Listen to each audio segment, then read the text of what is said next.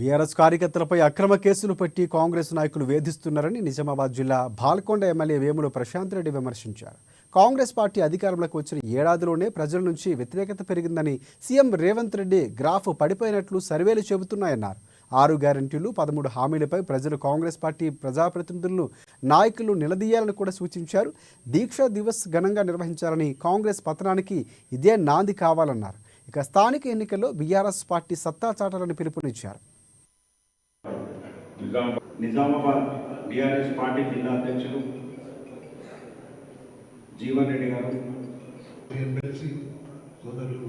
ఒక ముఖ్యమంత్రి అత్యంత వేగంగా కిందికి దిగుతున్న ముఖ్యమంత్రి, కిందికి దిగిన ముఖ్యమంత్రి ఈ రేవంత్ రెడ్డి అని చెప్పి సర్వే వచ్చింది. 11 నెలల కాలంలో గ్రాఫ్ ఇంత ఎవరు పడిపోలేదట ఇప్పటిదాకా. మొత్తం చరిత్రలనే, భారతదేశ రాజకీయ చరిత్రలో 1947 స్వాతంత్రం వచ్చిన నుంచి ఇంత దండి పేరు, ఇంత దండి తిట్లు ఎవడు కూడా తినలేదట. అట్లా వాళ్ళ డౌన్ఫాల్ స్టార్ట్ అయింది.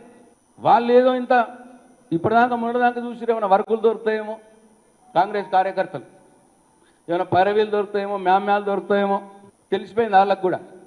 ఏం వచ్చినట్లు లేవురా అని ఒక 20-30% ఏమైనా చెయ్యాలి.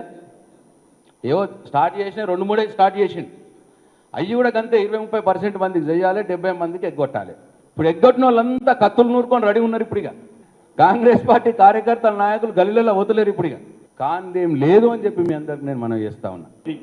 64 మంది ఎమ్మెల్యేలకు మన దగ్గర నుంచి దొంగలు ఎవరైతే 6-7 పోయినో వాళ్లకు 71 మంది లెక్క తీయమని చెప్తున్న ప్రశాంత్ రెడ్డి గారికి, కంప్యూటర్ల కొడుతాడు జీవన్ రెడ్డి, వాళ్ళ లెక్కలు ఏముండే అప్పుడు మన దాంట్లో ఉన్నప్పుడు.